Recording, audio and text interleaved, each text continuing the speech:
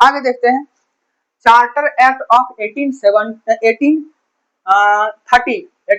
The act renewed in east India company charter act another 20 year but introduced the significant reform particularly trade education. It marked the beginning of British government direct involvement. British government direct involvement आया था, direct involvement in the socio economic development of India. मैंने इसके द्वारा से क्या हो गया कि ब्रिटिश गवर्नमेंट डायरेक्ट इन्वॉल्वमेंट हो गया किसके socio economic development of India के कार्यक्रम में। ठीक है, आगे देखते हैं की फीचर क्या है। की feature of charter act 1813 evolution of trade monopoly. इसमें क्या किया गया, ट्रेड मोनोपोली को खत्म कर दिया गया। ट्रेड मोनोपोली इन इंडिया खत्म कर दिया, indeed the allowing the British merchant to trade freely in India. British merchant हर एक विभिन्न प्रकार के केवल ईस्ट इंडिया कंपनी से ही नहीं बल्कि क्या अन्य कंपनियां भी आकर इसमें आराम से व्यापार कर सकते हैं। However the monopoly on tea and trade with China retained मैंने उसको रखा गया, जारी किया गया। This partial liberation open Indian market to British trader but maintain the company's control over the lucrative trades. मैंने जो ज्यादा फायदा वाला था बात उसमें उसको रखा ही गया ईस्ट इंडिया कंपनी के मोनोपोली को। ठीक है, assertion of sovereignty the act explicitly recognize the sovereignty of British crown over the East India company territory in India.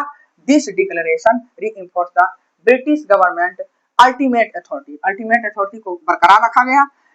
Entry of Christian missionary कब बात है, 1813 की बात है। ठीक है ना, इसी में क्रिश्चियन मिशनरी आया। इस बात कई बार इस तथ्य को कई एग्जाम में पूछा गया। ठीक है ना, Christian missionary were allowed to enter India promote education and religious conversion. This moves had a profound impact on Indian society, introduced the Western education and missionary school को यहाँ पर लाया गया। ठीक है, आगे देखते हैं।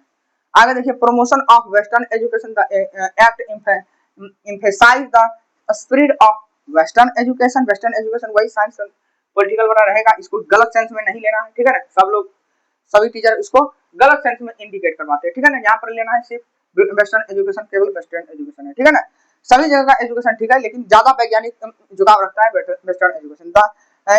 It allocate funds for educational initiatives which laid the groundwork for future reform and Indian education.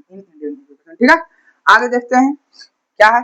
Taxation power क्या था, local government in India were authorize to impose. Local government को भी अथोराइज किया गया क्या, इम्पोज टैक्सेस माने tax लगा सकते हैं। Punish those who default on payment माने कि उसको क्या कहते हैं, दंड देने का भी अधिकार दिया गया यदि जो टैक्स नहीं देता है, जो डिफॉल्ट करता है। ठीक है ना, इसी के दौरान भारत के जो क्या कहते हैं सामंतवादी लोग था, उन्होंने पूरे भारत के मजदूर तबके को पूरी तरह से मैंने उत्पीड़न किया था। ठीक है, यही उत्पीड़न का काल था।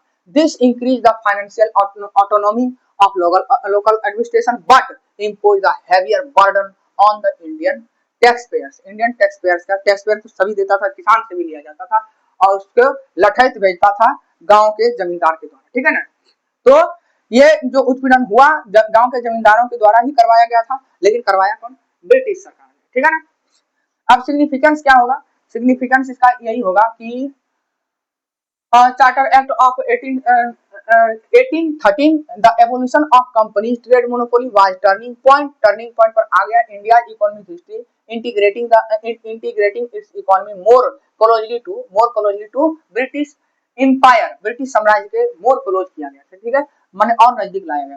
इंट्रोडक्शन ऑफ वेस्टर्न एजुकेशन आया था, crucial role shaping the modern Indian society. माने इसी के कारण से मॉडर्न इंडियन सोसाइटी बना। Creating the educated middle class, educated middle class को बनाया गया। एजुकेटेड मिडिल क्लास को यहाँ पर बनाने की शुरुआत किया गया। Wood letter play a pivotal role, माने धुरी का भूमिका निभाया था इंडियन फ्रीडम स्ट्रगल में। ठीक है ना, the alliance for the missionary to operate Indian introduce a new culture आया and religious dynamics often leading to conflict but the fostering the social reform।